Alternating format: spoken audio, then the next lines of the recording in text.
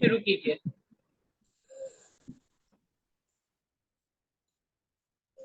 बोलो श्री प्राणनाथ प्यारे की जय। बोलो श्री सतगुरु महाराज की जय। सर्व सुंदर साथ की जय। प्रणाम जी। सभी सुंदर साथ जी के चरणों में प्रणाम जी। मर जात प्यारी सुपने, उमर जात प्यारी सुपने, निस दिन पीहू जपत, लाल कदम न छोड़े मोमिन, लाल कदम न छोड़े मोमिन, जाके असल हक निस्बत, उमर जात प्यारी सुपने, करे सुपने में कुर्बानियां, करे सुपने में कुर्बानियां, ऐसे मोमिन आला मस्त, सोते भी कदम ना छोड़ी, सोते भी कदम ना छोड़ी, जाके असल हक निस्बत, उमर जात प्यारी सपने, रोहे खेले मलार बन में, रोहे खेले मलार बन में, हक हादी की सोहबत, ए क्यों छोड़े चरण मोमिन, ए क्यों छोड़े चरण मोमिन, जाके असल हक निस्बत, उमर जात प्यारी सपने, खेलने वाली सातों घाट की, खेलने वाली सातों घाट की, हक प्रेम सुराही पिलावत, रूहे सुपने न छोड़े कदम को, रूहे सुपने न छोड़े कदम को, जाके असल हक निस्बत, उमर जात प्यारी सपने, बट पीपल की चौकियां, बट पीपल की चौकियां, हक हादी रूहे हिज्जत, रूहे सुपने कदम ना छोड़ी, रूहे सुपने कदम ना छोड़ी, जाके असल हक निस्बत, उमर जात प्यारी सपने, रूहे खेले फूल बाग में, रूहे खेले फूल बाग में, कई खुशबुएं रस बहकत, सो क्यों रहे हक कदम बिना, सो क्यों रहे हक कदम बिना। जाके असल हक निस्बत, उमर जात प्यारी सपने। रूह खेले लाल चबूतरे, रूह खेले लाल चबूतरे। कई रंगों हाथी झूमत, सो क्यों रहे हक कदम बिना, सो क्यों रहे हक कदम बिना। जाकी असल हक निस्बत, उमर जात प्यारी सपने। अर्श जीमी नूर अपार है, अर्श जीमी नूर अपार है। इतके वासी बड़े बखत, श्री महामती रूहे हक जात है। श्री महामत रूहे हक जात है। जाके हक कदमों निस्बत, उमर जात प्यारी सपने। निस दिन पीयूज पत, लाल कदम ना छोड़े मोमिन, लाल कदम ना छोड़े मोमिन। जाके असल हक निस्बत, उमर जात प्यारी सपने। बोलो श्री प्राणनाथ प्यारे की जय। बोलो श्री सतगुरु महाराज की जय। प्रणाम जी। प्रणाम सभी सुंदर साज जी, के जय। प्रणाम जी। प्रणाम जी। धन्यवाद विद्या दीदी। दीदी आप आ प्रणाम जी। हाँ जी, कितनी चुपैयां हो गई थी वीनू? मुझे तो ध्यान है, पर मैंने कहा मैं तुमसे एक बार कंफर्म कर लूं। चलो ठीक है। बोलो श्री प्राणनाथ प्यारे की जय। बोलो श्री सतगुरु महाराज की जय। बोलो श्री निजानंद स्वामी की जय।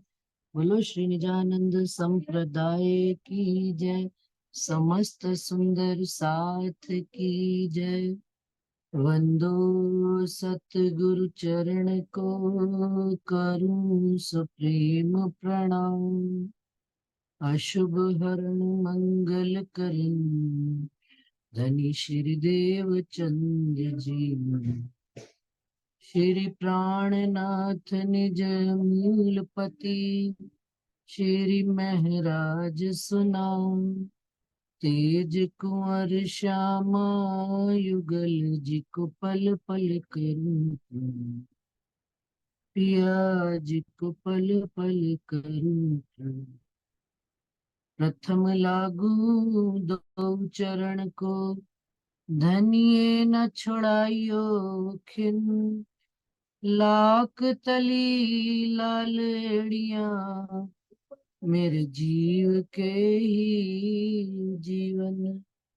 इन पांव तले पड़ी रहूं, धनी नजर खोलो बातू। पलना वालों निरखूं नेत्रे, मेरे जीव के ही जीव। प्यारे मेरे प्राण के, मोहे पल छोड़ो जिन। मैं पाई मेहर महबूब की, मेरे जीव के ही जीवन। मेरे जीव के ही जीवन। बोलो श्री प्राणनाथ प्यारे की जय। बोलो श्री सतगुरु महाराज की। प्रणाम जी सुंदर साथ जी, सब सुंदर साथ जी को प्रणाम। सुंदर साथ जी, प्रकरण चल रहा था रूहों मैंरे तुम्हारा आशिक। इसमें कोई ज्यादा चौपाइयां नहीं बची हैं अभी, मुश्किल से 10-12 ही पड़ी हैं, बची हैं। और लेकिन पिछली बार जो टॉपिक 142 चौपाई तक का प्रकरण है, और मुझे जहां तक याद है 128 या 30 हो गई थी चौपाई, तो 10 चौपाइयां ही बची हैं। 126 चौपाई और तक। आज मीटिंग 26। 126 तक। हाँ ठीक है, 126 तक हो गई है। अब या तो मैं आज चौपाइयां सारी पढ़, क्योंकि मीटिंग भी मेरे पास आज एक ही है ना। सेकंड मीटिंग रंजना ने ली हुई है। अब उसमें या एक बात मेरे दिमाग में और आ रही है कि जब पिछले 15 दिन पहले मैंने मीटिंग छोड़ी थी, तो वहां पर एक डिस्कशन आया था। कृष्णा बहन जी भल्ला, हरिद्वार वाले आए हुए हैं कि नहीं मुझे नहीं पता। उन्होंने ये कहा था कि जो अक्स, जो हमारे प्रतिबिंब अखंड होंगे पहली भिष्ट में, योग माया की पहली भिष्ट में, उसमें उनको कहीं थोड़ा सा संशय था, या उनको अपनी बात क्लियर थी, हमारी बात समझ में नहीं आ रही थी। इसी बात को थोड़ा सा मैं आज की मीटिंग में स्पष्ट करना चाहूंगी। पिछली बार मीटिंग में रुचि ने ये बात बड़े अच्छे विस्तार तरीके से समझाई थी कि जो अक्षर ब्रह्म ने अपने दिल में, चित्त में ब्रज की लीला हुई, रास की लीला हुई, उन्होंने जैसी जैसी लीला हुई वैसा वैसा ही अखंड किया।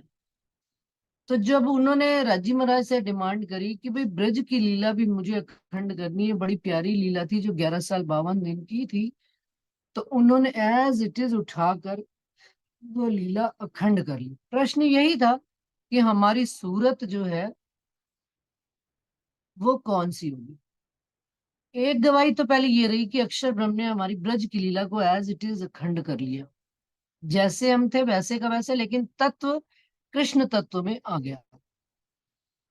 इसी प्रकार से कलश हिंदुस्तानी में भी चौपाइयां हम लोगों ने डाली थी, राधा ने डाली थी खिलवत रूहों की में, कि जो हमारी खड़ा होसी मेरा अरचासी आकार। आप स्वामी श्री प्राणनाथ जी कह रहे हैं कि जिस तन में रज्जी महाराज ने लीला करी है, वो तन ऐसे नहीं चले जाएंगे, क्योंकि उन्होंने वाणी में एक बात और भी क्या कह दी, क्या देखी रे हम दुनिया जो किया ना इन्हों अखंड। इस दुनिया को यदि अखंड ही ना किया तो हमारे देखने का फायदा क्या हुआ ये दुनिया। और दुनिया वालों को क्या पता लगा कि कौन हम आए हैं। अब हम कौन आए हैं, हमारी सूरत, परम धाम वाली सूरत इस संसार में जाहिर नहीं हो रही। जाहिर हमारी कौन सी सूरतें हो रही हैं, ये 5 तत्व की जो हमने धारण की।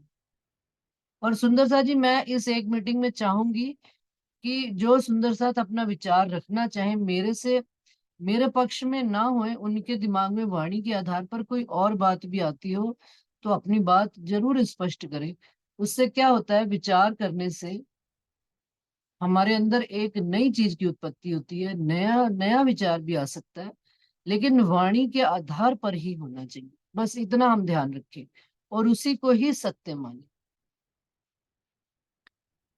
तो कहाँ चली थी, तो उन्होंने कहा मेरा खड़ा होसी अरचासी आकार, कि जिस तन में राजी महाराज ने लीला करी है, वो तन ही दुनिया वालों को बताए जाएंगे कि देखो ये तन तुम्हारे पास आए थे प्राणनाथ जी का संदेशा लेकर, और तुमने उनकी बात नहीं मानी, तुमने इनको संसार की साधारण मानकर बात, उनको आवाजाही कर दी, बात का स्वीकार नहीं किया।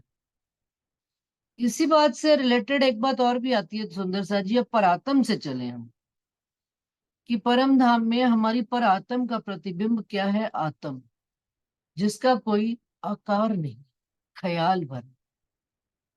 अब वो आत्म ने किसको अपना तन बनाया हुआ है, ये 5 तत्व के शरीर को अपना तन बनाया हुआ है। आता सारा पर आत्म से ही है, पर आत्म से आत्म में आता है और आत्म से इस शरीर में आता है।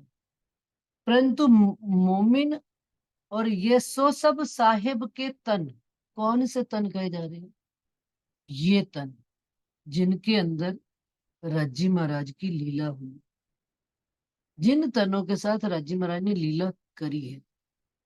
अब यदि हम उसको बीतक साहब के प्रसंग से लेवें तो बीतक साहब में भी आती है ये बात, क्या कि सारी जो राज्जी महाराज ने जिस तन में लीला करी है, उनके साथ जिन मोमिनों ने लीला करी है, 5,000 की जमात चली है, वही सारे राज्जी महाराज ने उन सबको उसी तन के साथ अखंड कर दिया।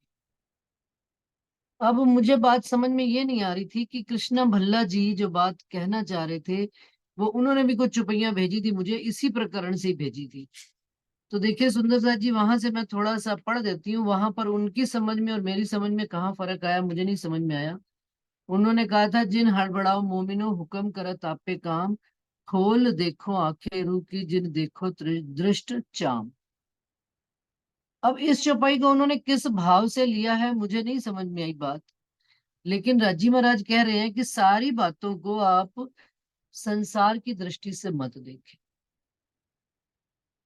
आत्मदृष्टि से देखें, और आत्मदृष्टि इसी तन में ही आएगी सुंदर सच। कहीं और इस तन को ही हमने राज्य के गुण को धारण करके राज्य के ही गुणों को अपने अंदर ग्रहण करना है, और इस तन और जीव के गुणों को छोड़कर जब राज्य के गुणों को ग्रहण करेंगे तो हम उनके ही जैसे हो जाएंगे। अभी मार्फत सागर हम मंदिर में पढ़ रहे थे सुंदर सा जी, तो उसमें भी एक चौपाई, बड़ी चौपाई का मसौदा ही पढ़ा है, अभी ज्यादा नहीं कुछ पढ़ा है। तो मैं उसमें सुंदर साथ जी को एक बात पढ़कर सुनाना चाहती हूँ कि बड़ी अच्छी बात उसमें लिखी थी।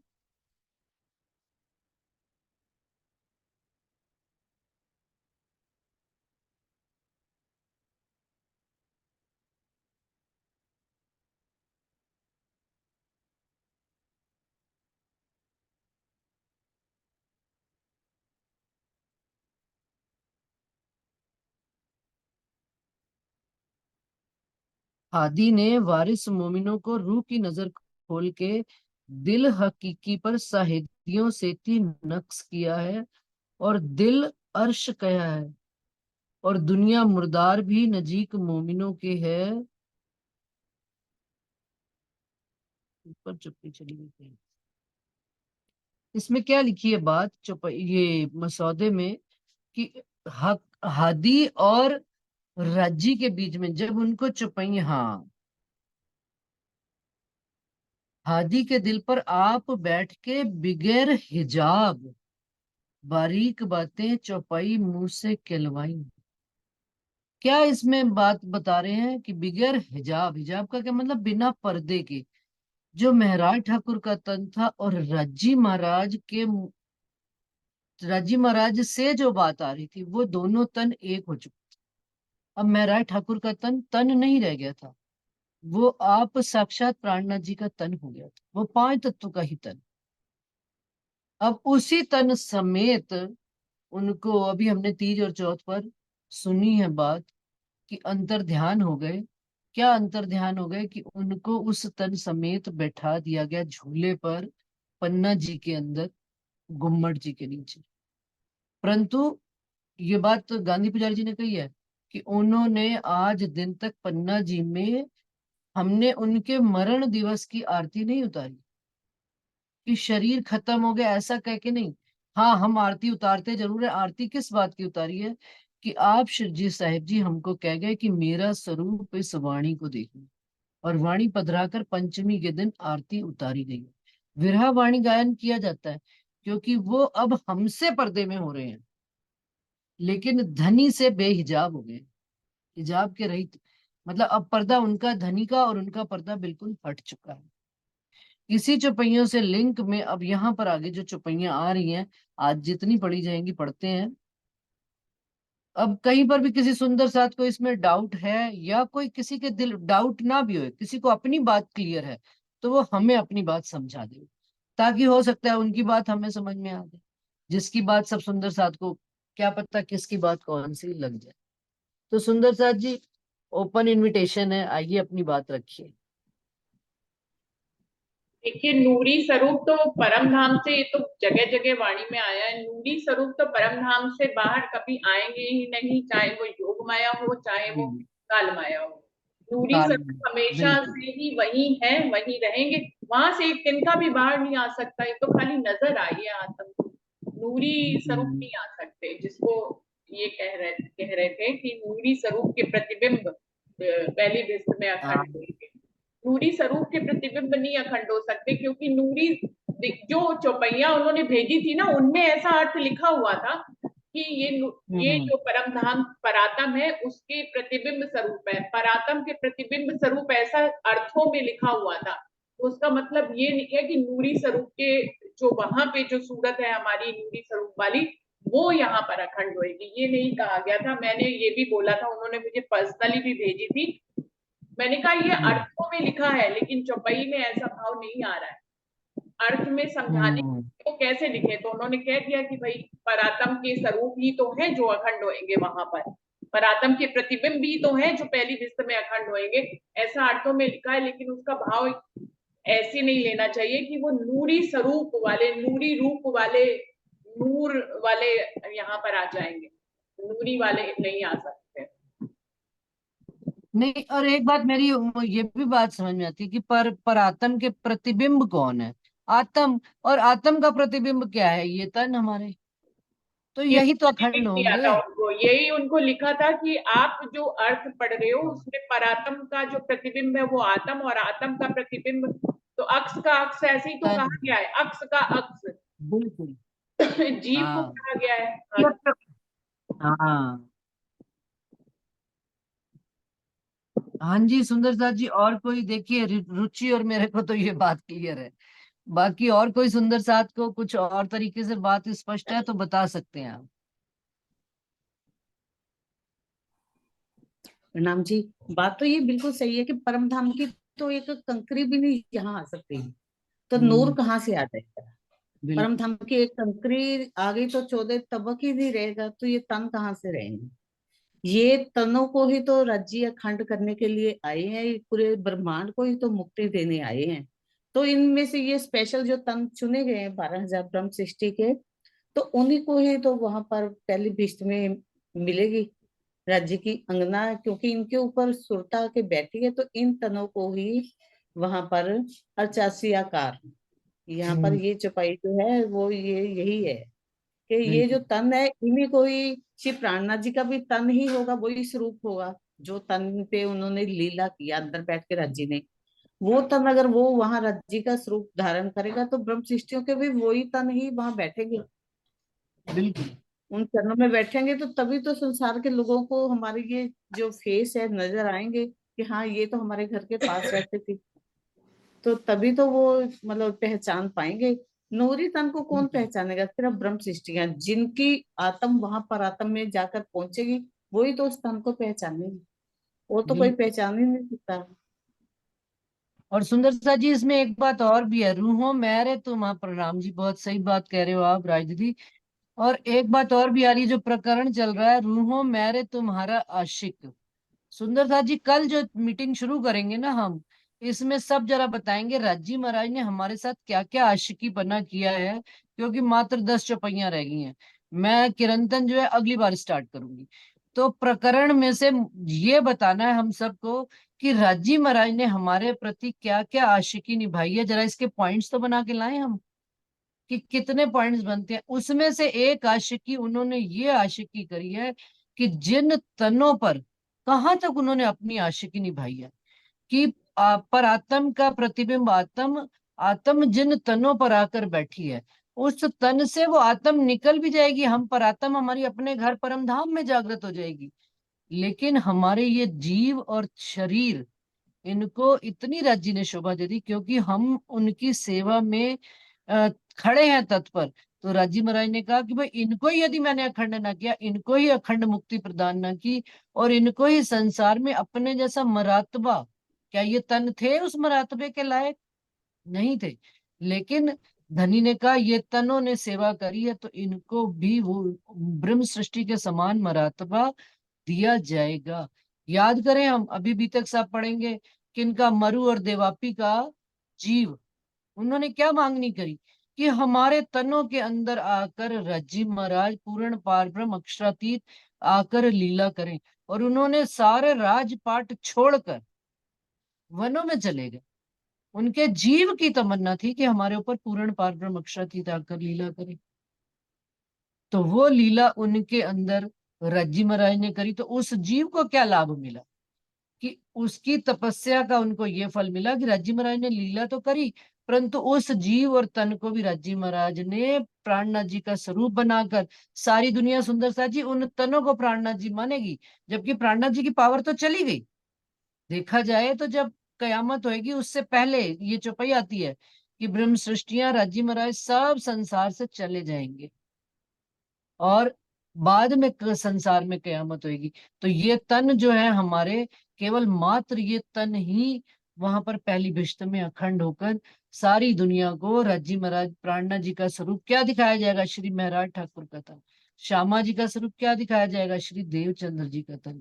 परमहंसों के तन जिनके अंदर वो लीला हुई, इन्हीं तनों में दिखाया जाएगा। तभी तो लोग कहेंगे हाय हाय हमसे क्या गुनाह हो गया, हमने तो इनको पत्थर मारे थे, हमने तो इनको गालियां दी थी, हमने तो इनको क्या क्या कहा था, ये तो क्या निकले, ये तो धनी का स्वरूप निकले। इस बात अब का इसी प्रमाण तरह शेरपुर वाले महाराज जी की बीतक में भी आता है।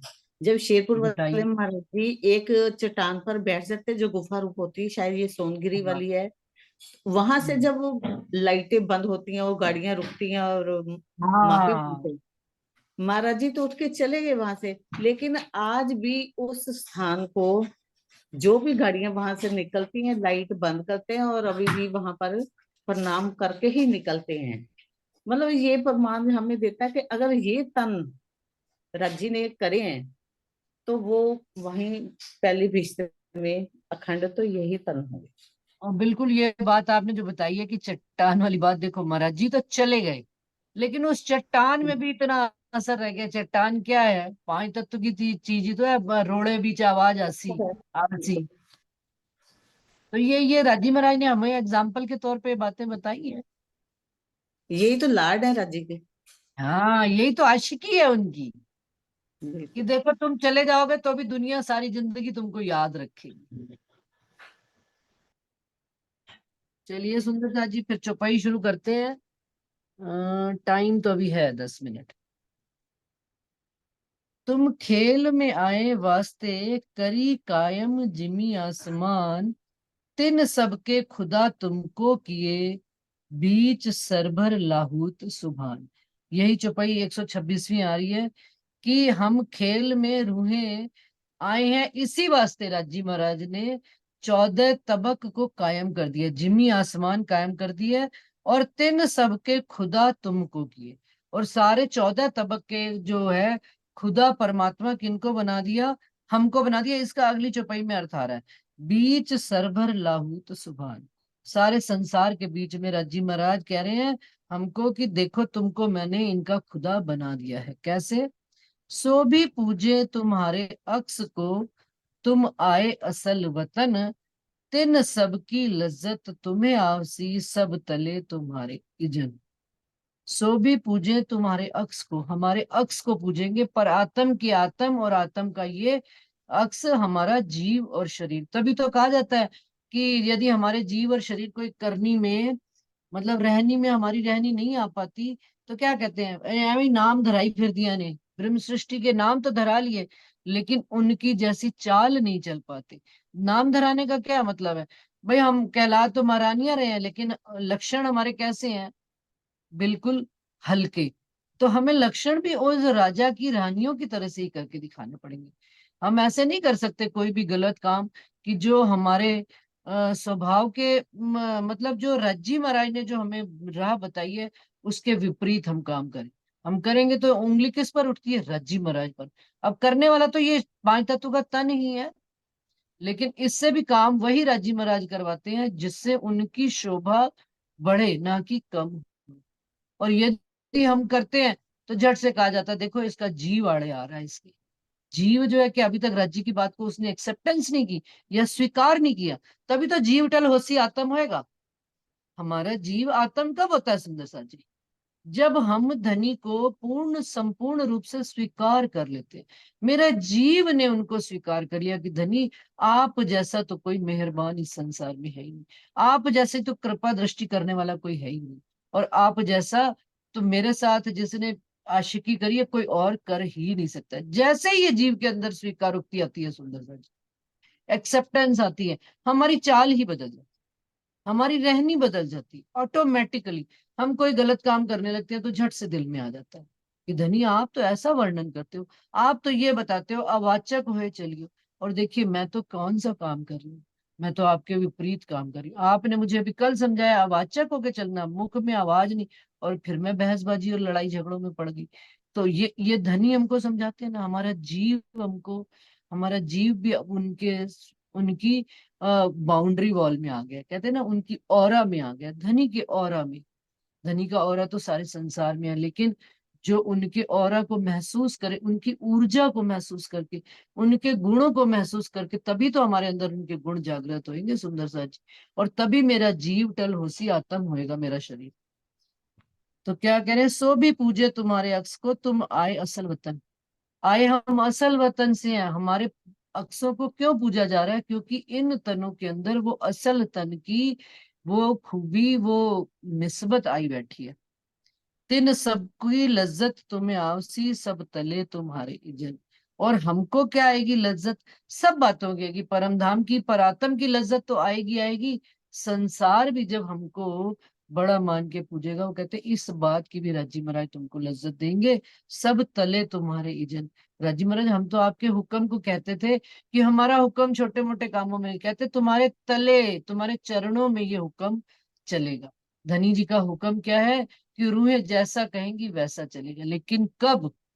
जब हम धनी की राहों पर चलना शुरू हो, तभी तो बात आएगी वो, जो तुम सुध दो मेरी औरों को, तो चले तुम्हारा हुक्म। हमारा हुक्म भी कहाँ चलेगा जब हम धनी की सारी बातों को धारण करते चले जाएंगे, स्वीकार करते चले जाएंगे, अपने अंदर उतार लेंगे उन बातों को, तब हमारा हुक्म चले। ये सब बातें ले दिल में, और दिल को लिख्या अर्स, भिस्त करी तुम कायम, होसी तामे बड़ा तुम्हें जस। अब ये सारी बातें राजी महाराज ने दिल में ले ली, और इस ही दिल को राजी महाराज ने अपना अर्श बना दिया। अपने दिल को लेकर धनी हमारे दिल में आकर बैठ गए, और भिस्त करी तुम कायम। और क्या कर दी उन्होंने? अखंड भिस्त कायम कर दी। किसके वास्ते? होसी तामे बड़ा तुम्हें जस। जिस कारण से हम रूहों का, हम इन तनों का भी बड़ा यश मिलेगा कि भाई इन तनों में ब्रह्म सृष्टियां आई थी, और इन तनों ने राज्जी महाराज को स्वीकार करके, राज्जी महाराज को ही अपना धनी स्वीकार करके, क्योंकि आत्म की वजह से हमारे तन ने माना है। अगर आत्म ना होए, अंकुर ना होए हमारे अंदर, सुंदर सा जी, तो ये तन मानने वालों में से नहीं है। क्योंकि हम देखते हैं आस पड़ोस में, घर परिवार में, कहते हैं होएगा होएगा परम धाम, तू देखा है परम धाम? बहस करते हैं फालतू की, जिनका कोई जवाब नहीं। हम तो नहीं है उस घर के, तुम होगे भाई उस घर के। तो हम उनको क्या कहते हैं, अच्छा भाई प्रणाम जी, आप नहीं मानते ना मानो, हमारे तो धनी। हम तो अपने को धनी की अंगना नार मानते हैं, और धनी हमारे ही हैं। और हमें तभी तो धनी, धनी की मेहर का भी पता तब लगता है जब हम निस्बत का दावा लेते हैं। जब दावा ही नहीं है, हमारा संबंध ही नहीं है, तो धनी हम पर मेहर भी क्यों करेंगे? तो यही बात कह रहे हैं, होसी तामे बड़ा तुम्हें जस, तुम दई भिस्त बक्का ब्रह्मांड को, तिनमें जरा न शक, किए नाबूद से आप से भी, तो भी गुण जरा न देखा हक। क्या? तुम दई भिस्त बक्का, इसको ब्रह्मांड को, मिट जाने वाले इस नासूत ब्रह्मांड को तुमने कौन सी भिस्त दे दी? बक्का की, अखंड परम धाम की। जैसे अखंड परम धाम में ना मिटता है ना बनता है, नित नौतन सुख मिलते हैं, वैसा ही तुमने इस ब्रह्मांड को हम रूहों की वजह से यहाँ भिष्ट मिली है, इस बात में जरा सा भी शक नहीं है। और किए नाबूद से आप से। नाबूद का क्या मतलब? मिट जाने वाले, एक पल में बूंद होती है ना, बूंद आई और खत्म, एक पल में खत्म हो जाने वाली।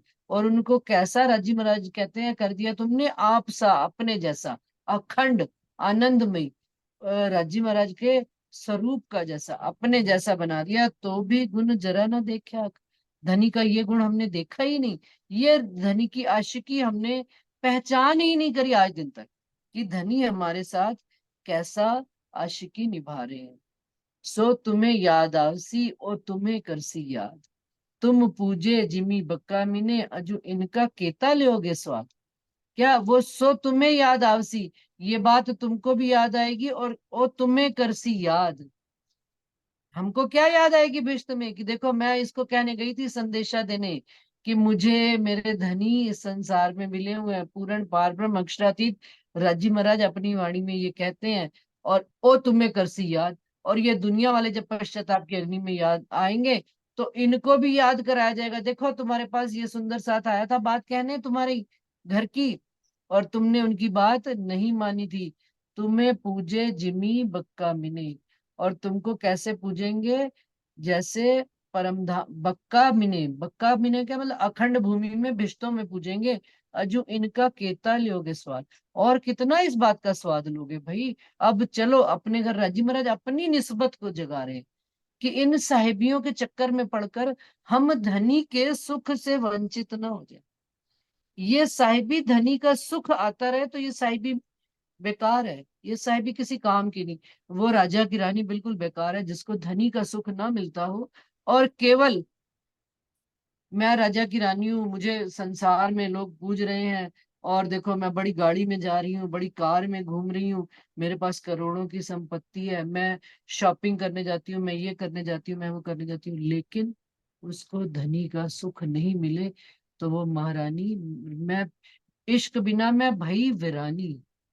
धनी का इश्क जिसके पास नहीं है, धनी का लाड और प्यार नहीं है, वो इन साहिबियों की किसी काम की नहीं है।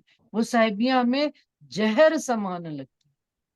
वार डारू तिन दिस पर जिन दिस धनी मेरे बसते, उन दिशाओं पर धनी मेरे जिस दिशा में बसते हैं, मैं उस दिशा पर अपना तन मन वार दूं, और केवल एक धनी से नजर मिला के रखूं। और साहिबी धनी आप देते चलो, आपकी आप जानो, आपकी मर्जी, लेकिन मैं तो अपने धनी से नजर मिलाकर उनके इश्क में ही गर्क रहूं। धनी हमको ये बात याद दिला रहे हैं। अजू इनका कहता लोगे स्वाद, कितना और स्वाद लेंगे। तुम मांगी है बुजरकी तिन से कोट गुनी दई। राजी महाराज कहते हैं तुमने बुजरकी मांगी थी ना, कि भाई हमें हमारी साहिबी भी दिखाओ, हम क्या है। तो कहते तुमको तुम्हारी मांगी हुई साहिबी से करोड़ गुना अधिक साहिबी दी है। अभी आप सुंदर साथ यहाँ प्रश्न पूछ सकते हैं, हमने तो साहिबी मांगी नहीं, हमने तो खेल मांगा था। धनी हमको क्या दिखाने लाए। क्योंकि सुंदर साथ जी हम जो है ना ऊपरी बात पढ़ते हैं, जहरी मायना पढ़ते हैं, अंदर गहराई तक चौपाई के घुसते ही नहीं है, तो हमें बात समझ में नहीं आती। हाँ जी, कोई जवाब देगा सुंदर साथ जी इस बात का कि हमने बुजुर्ग की मांगी है कि नहीं मांगी। 1 मिनट का शायद समय रह गया, मैं सबसे बड़ी बता, तो यही बुजुर्गी है कि हमने कह दिया कि इश्क हमारा बड़ा है। सबसे बड़ी तो ये यही बात। बुजुर्गी ले ली। यही तो और गलत हो धनी गया इनसे। यही तो किया है। तो धनी यही तो दिखाने लाए हैं, देखो इश्क, हाँ, तुम्हारे इश्क के कारण दुनिया में तुमको अखंड कर दिया कि भाई मैं तुमसे इश्क करता हूं, ये बताने के लिए।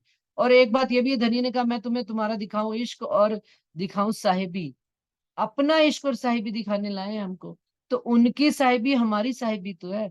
मेरा खावंद नूर जमाल है, तो ये मेरी साहिबी नहीं है क्या, ये मेरी शान नहीं है कि मेरा खावंद नूर जमाल। अच्छा छोटे मोटे आईएएस हो जाते ने, अफसर हो जाते ने, ले मेरा पति तो भाई बड़ी अकड़दियां फिरनियां हुआ, मेरा पति तो भाई अन्य लाख रुपए कमाता है, बिजनेसमैन है, तो भी अकड़ते हैं ना।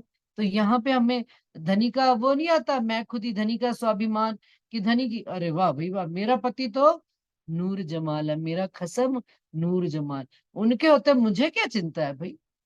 छोटा सा एग्जाम्पल है, वो नाव जय उसमें आ रहा था, लहरों में बड़ी तेज नाव में जा